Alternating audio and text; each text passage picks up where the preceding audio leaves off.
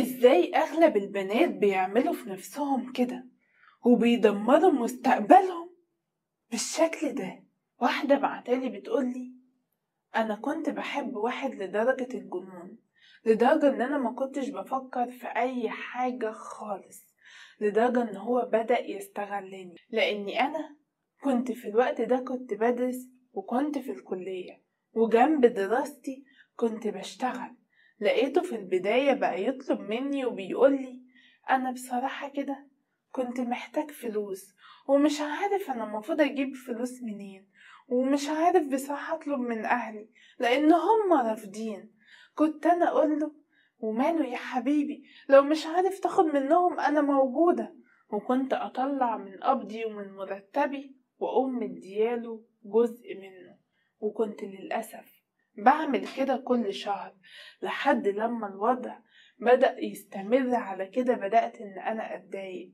وبعد كده اكتشفت خيانته ليا لدرجة اني انا اتصدمت، وطلع مش بس انا اللي بيعمل معايا كده، اكتشفت ان هو بيقرب من كل بنت لمجرد مصالحه، وان هو ياخد منهم فلوس ويقوم سايبهم، لحد ما اكتشفت ان هو بيخوني. وللأسف دي كانت بالنسبة لي صدمة.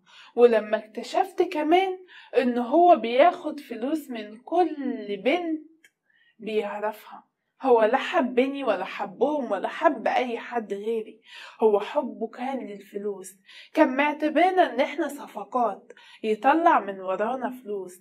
لحد ما بعديها انا تعبت جامد جدا لما واجهته، وساعتها قلتله انا كنت بعمل كل حاجة علشان ارضيك، والنتيجة في الاخر انك انت تعمل فيا كده، وانك انت تدمرني بالشكل ده.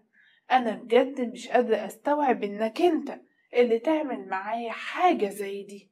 كان يقولي وفيها ايه يعني، مش انتي بتحبيني يبقى تعملي اي حاجة اطلبها منك واعوزها منك.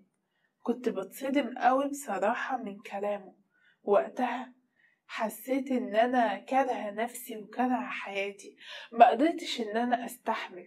وفي اللحظة دي ضعفت لشطاني ان هو يسيطر على فكري، واني انا احاول انهي حياتي لنفسي. وللأسف فعلا شيطاني اتغلب عليا وخلاني فعلا حاولت انهي حياتي لنفسي. بس اهلي لحقوني على اخر لحظة وودوني المستشفى، وفي الوقت ده اتعالجت والدنيا كانت تمام وما حصليش اي